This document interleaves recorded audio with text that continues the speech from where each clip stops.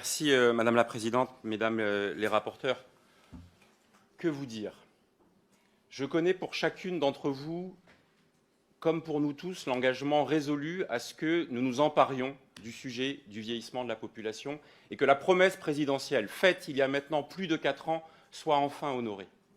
Et donc, comme parlementaire, vous avez décidé de vous saisir de votre droit de légiférer là où la procrastination gouvernementale depuis 4 ans nous prive du grand débat national, du choix des financements et des priorités à mettre en œuvre. Il y a eu l'annonce du président de la République. Il y a eu un calendrier qui a été donné.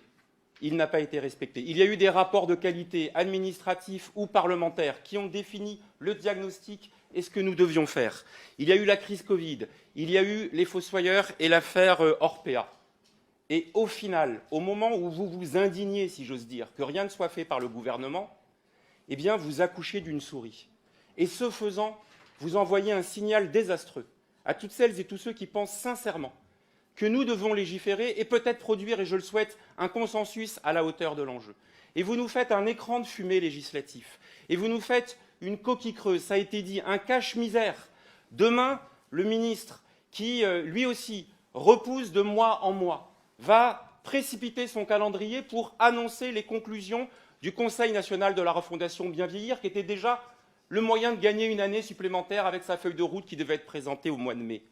C'est-à-dire que vous avez là des parlementaires qui légifèrent sans connaître la vision d'ensemble du gouvernement. Et pire, sans que vous-même, vous ne proposiez une vision d'ensemble qui n'est pas que sur les quelques sujets que vous avez abordés, mais qui doit aborder dans la transversalité la question de la révolution de la longévité, de la transition démographique, et surtout, comme vous l'avez dit vous-même, Madame la rapporteure, sans aucun financement à la clé pour avoir une perspective longue.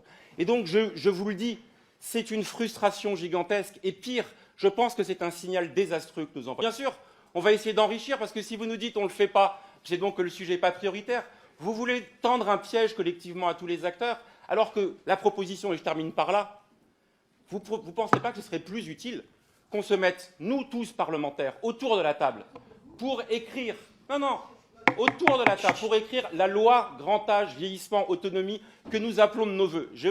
J'ai une proposition que je vais vous livrer, mais je ne demande qu'une seule chose, c'est que tout le monde s'en empare, et que tous les parlementaires ici disent au gouvernement, ça suffit, vous procrastinez depuis trop longtemps, nous avons une vision. Il paraît qu'on cherche des textes fédérateurs, celui-là peut en être un.